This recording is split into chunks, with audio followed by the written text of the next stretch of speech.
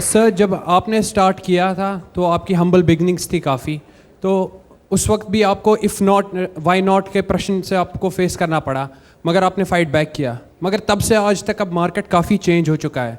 तो आज के ज़माने में जब जो हमारी पीढ़ी के लोग हैं, जब वो मार्केट में जाएंगे और उन्हें वाई नॉट का सवाल फेस करना पड़े, तो आपके हिसाब से क्या है जो आप सोचते हैं कि ज़रूरी होना चाहिए आजकल के लोगों में, जो वो इस सवाल का वापस जवाब दे और काफ़ी करारा जवाब मिले उन लोगों को जो वाई नॉट का प्रश्न सामने रखते हैं? देखिए, समय पहले भी वही था, आज भी वही है, आगे फिर आता रहेगा और ये प्रश्न हमेशा उठता रहेगा वाई नॉट। लेकिन अगर आप वाई नॉट पूछ के अगर बैठ गए चुपचाप तो आप आगे नहीं बढ़ेंगे। लेकिन you should not take no for an answer. When you want to do something, you want to succeed in something, keep trying, don't take no for an answer. That's what I am saying. क्योंकि जिंदगी में हार तभी होती है जब आप उसको एक्सेप्ट कर लेते हैं, और वरना हार नहीं होती। यस सर, मेरा मानना ये है कि मतलब हम ज़्यादा से ज़्यादा अपने सजेशंस अपने लिए जो हमारे लिए अच्छा है अपने पेरेंट्स से ही पूछते हैं। तो अगर मैं अपने पेरेंट्स से कभी कभार ऐसे पूछ लेती हूँ कि मम्मा वो कर सकते तो मैं क्यों नहीं, तो मेरी मम्मी मुझसे ये कहती है कि उन्हें एक्सपीरियंस, मतलब उन्हें खुद को एक्सपीरियंस है कि ये काम तुम्हारे लिए नहीं है और वो काम उसके लिए है। तो सर ये मेंटालिटी पेरेंट्स क्यों सेट कर लेते हैं कि उनको जो एक्सपीरियंसेस थे वही एक्सपीरियंसेस हमारे साथ होंगे? सर हमारे अपने अलग एक्सपीरियंसेस हो सकते हैं, टाइम अलग है। तो सर मेरा क्वेश्चन यही है कि ऐसी मेंटालिटी सेट क्यों है? यही तो प्रश्न मैं भी कह रहा हूँ। आप जो मैं कह रहा हूँ वही आप कह रही हैं कि ये सब जब है, क्योंकि उन्होंने, आपकी मदर ने, उनको जो देखने को मिल रहा है, उन्होंने अपना माइंडसेट उसमें कर लिया, तो इसलिए उन्होंने कह दिया आपको कि वो उनके लिए है, आपके लिए नहीं है। तो ऐसी बात मत सोचिए। सर अगर मैं ऐसी बात नहीं सोचती हूँ और मैं कुछ अगर अलग हटके करती हूँ, करिए सर कर चुकी हूँ मैं, क्योंकि मेरी मदर चाहती थी मैं लॉ में जाऊँ और मैं जर्नलिज्म कर रही हूँ। तो घर में मुझे पहले तो बहुत, मतलब घर पूरे परिवार में नहीं, वो लॉ की कोचिंग करवाई, इतना पैसा लगवाया, सब करा मैंने, बट लास्ट मोमेंट पे मना करके मैं जर्नलिज्म में आ गई, क्योंकि मेरा हमेशा से माइंडसेट था।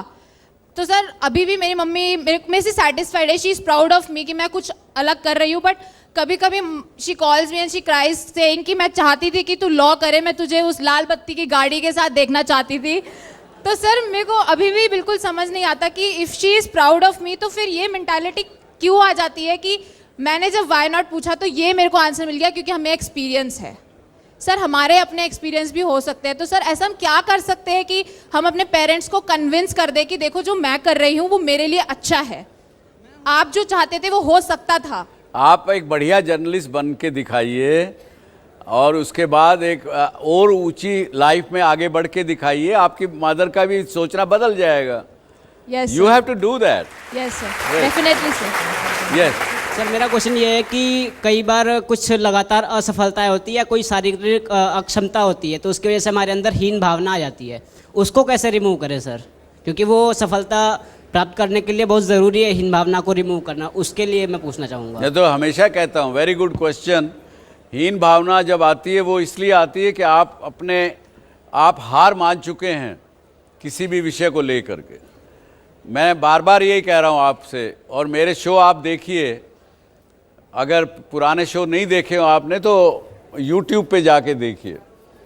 हर जगह मैं यही कह रहा हूँ कि हीन भावना को आने मत दीजिए। ये आपका अपना विकार है, ये हमारी डिजीज़ है अपने अंदर, और वो आती है जब हम डिफीट को स्वीकार कर लेते हैं, एक्सेप्ट कर लेते हैं। उसको मत आने दीजिए तो नहीं होगा। How you thought that you'll do this that you are right now? Did you had any kind of in your mind that you will do this in your future, or it just appeared like that? नहीं, ऐसा कुछ नहीं था। ये तो बड़ा लंबा सवाल, लंबी बात हो जाएगी, लेकिन इतना ही बताऊंगा मैं आपको। मुझे जब